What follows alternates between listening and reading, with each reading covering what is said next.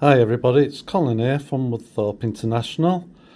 Well, this was this funny shaped board, and I said I was going to cut a bit off at the bottom where it went to a right angle, and I've done that.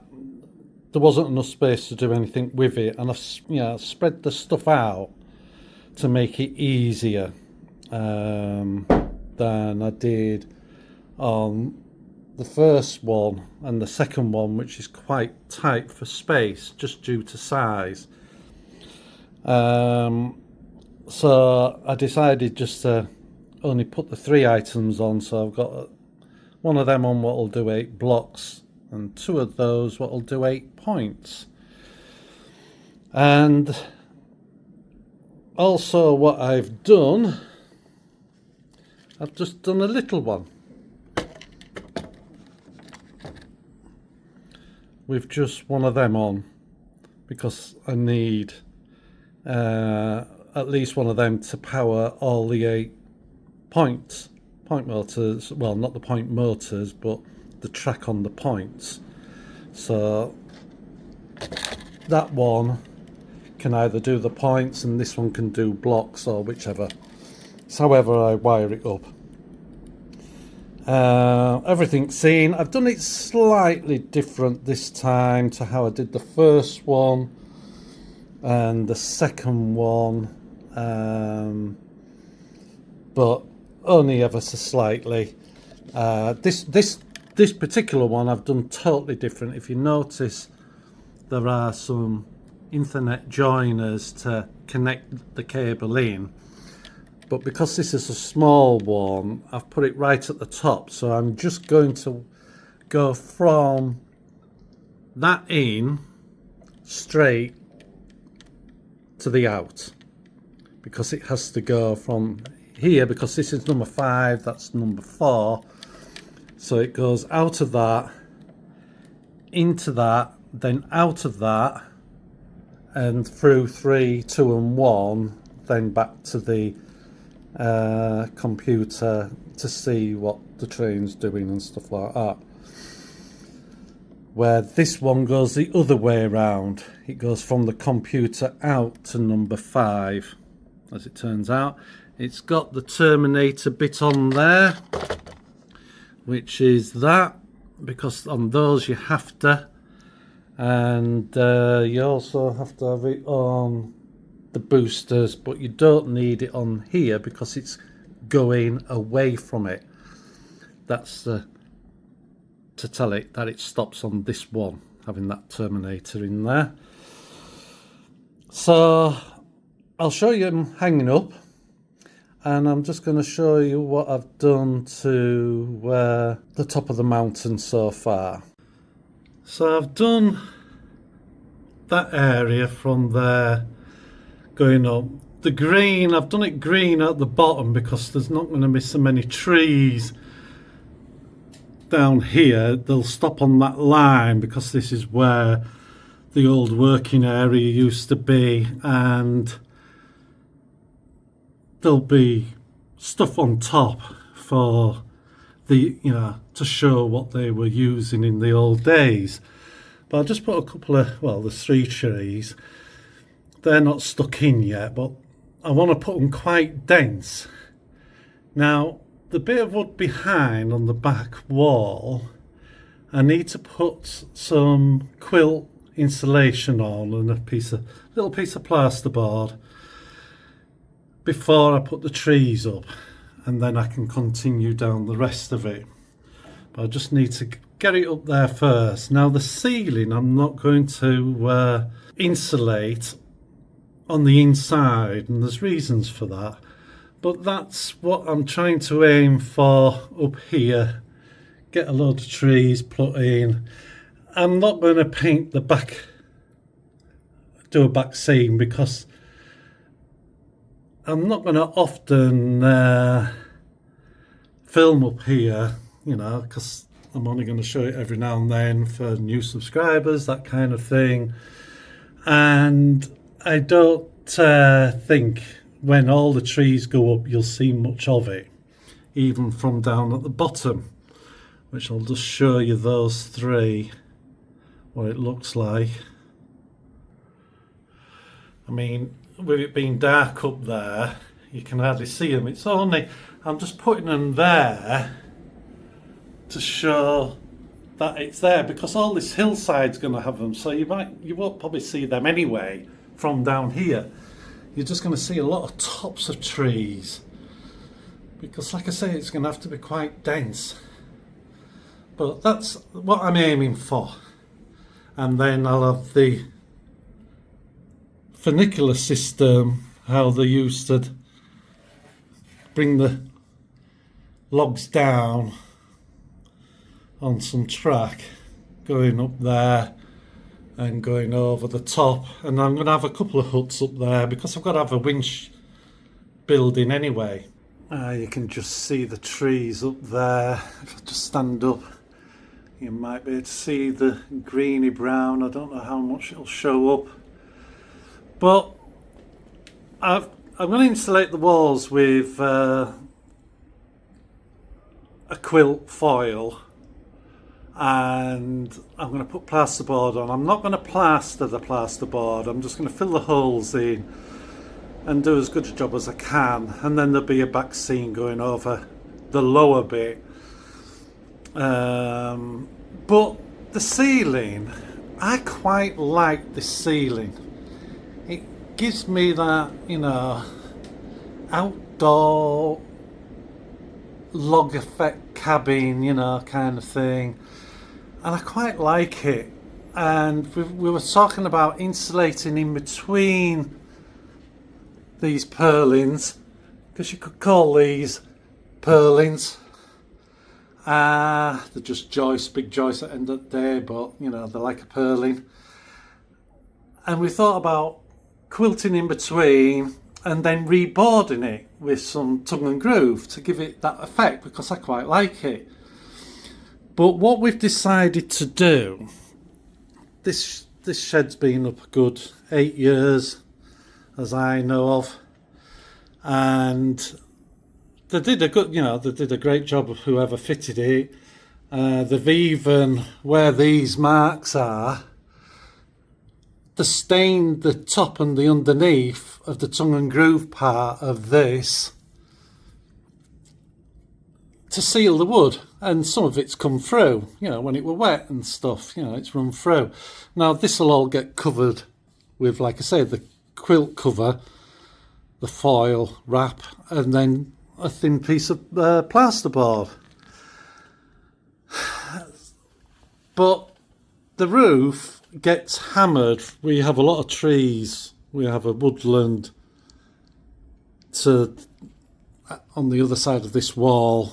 You know, there's maybe 5 foot, and then the fence, and then there's a woodland, and we get a lot of debris hitting the roof. And it's shingled felt. I quite like shingle felt. When I build the England and European shed, I'm going to put shingle felt on. And what we're going to do is it'll have to be done in summer, because the actual roof needs to be dry, because we don't want to trap moisture on the felt.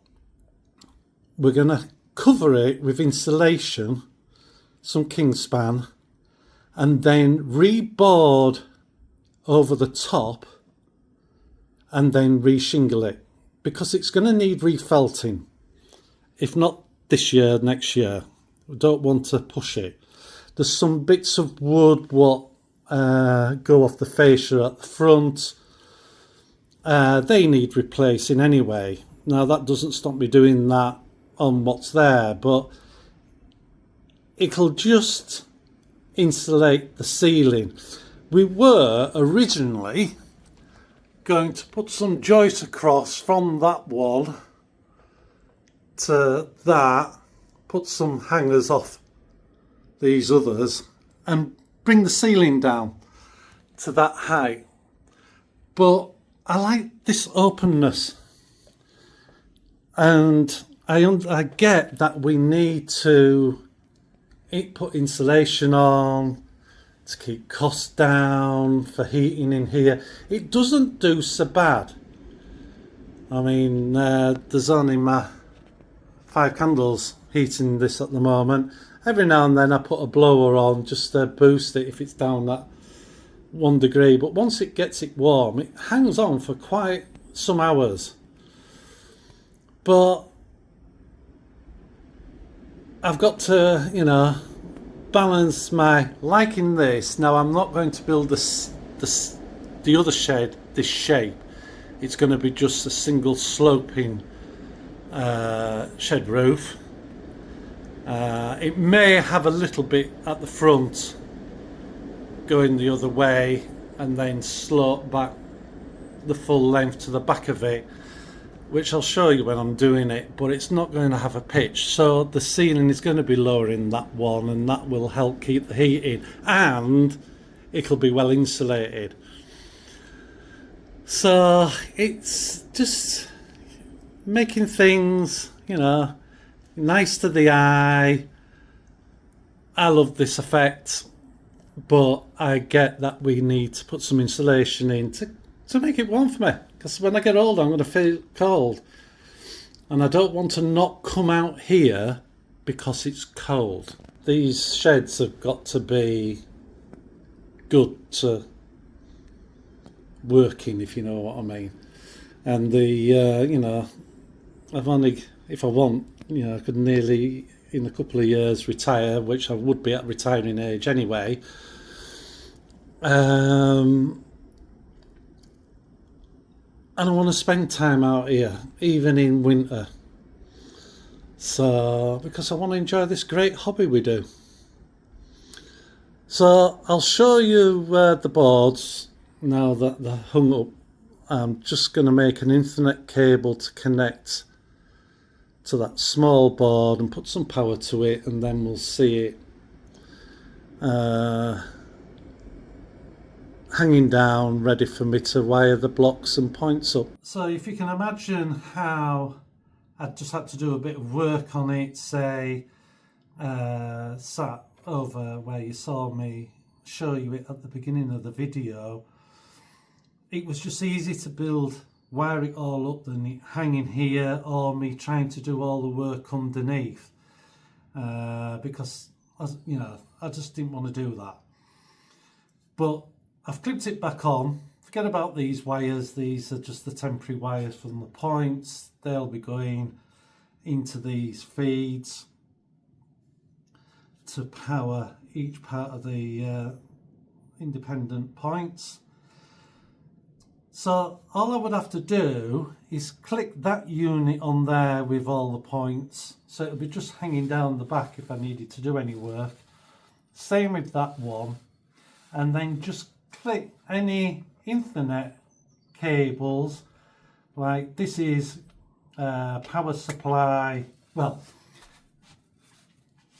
from the computer this comes from, and then it feeds that one and then goes to there. And then we've got an out Ethernet, and that goes to the computer eventually. It goes to number 3 and then number 2. And then this one is an in to this unit from this one, because this is the next one on the run. And it goes to the out. And then all I've got to do then is just put these power clips in. Now there's only 2 on this one, I hope you can see, because there's only power going to this unit until I build another one up, another board. I can't put the power supply, and then there's a power here with in and out, because it comes from number 3, and then this one also then goes to number 5, which is those wires, and that's that side. And then there's some power feeds here, and this is only an in, because it says on there it's a power in, just to supply power to these 2.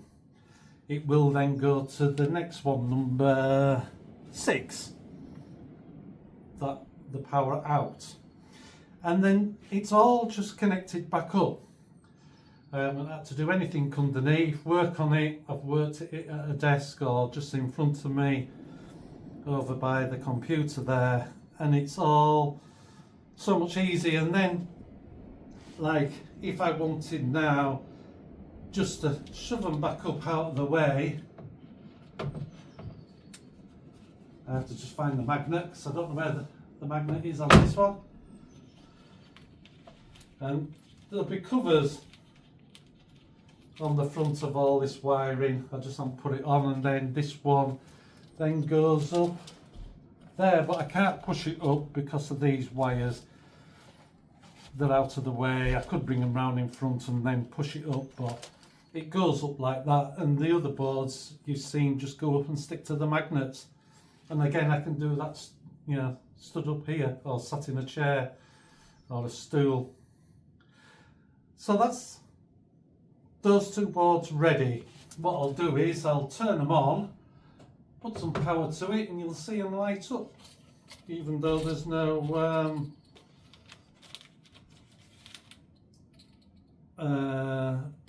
wires into the blocks, but you'll see the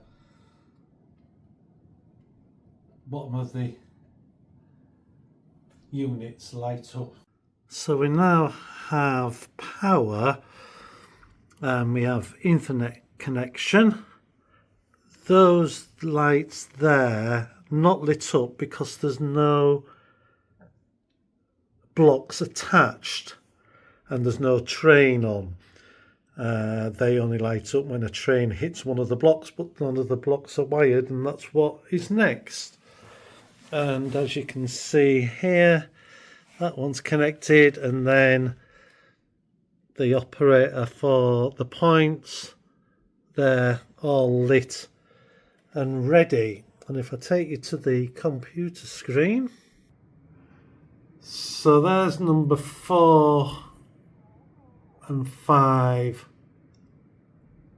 GBM's blocks, what you saw, and there's number 4 and 5 operators, but there's nothing in those. If I click on, where is my mouse? If I click on that one, you'll see the points are on that, but there won't be any in that one or that one because they're ready for loading it on. So I hope that was interesting how I do it.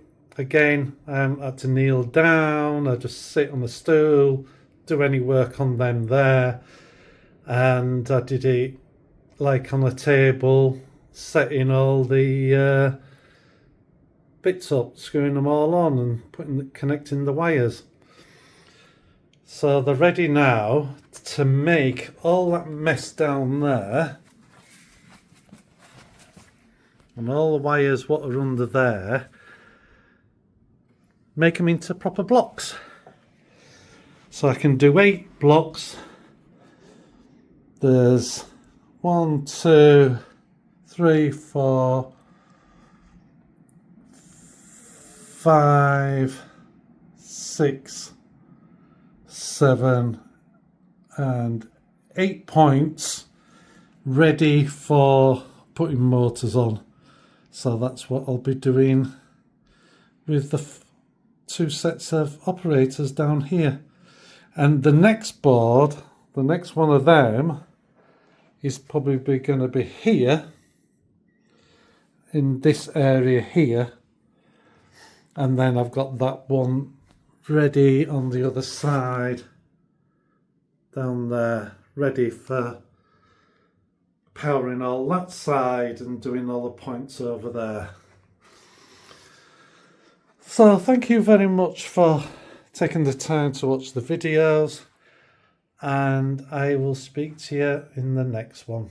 Bye for now. Bye.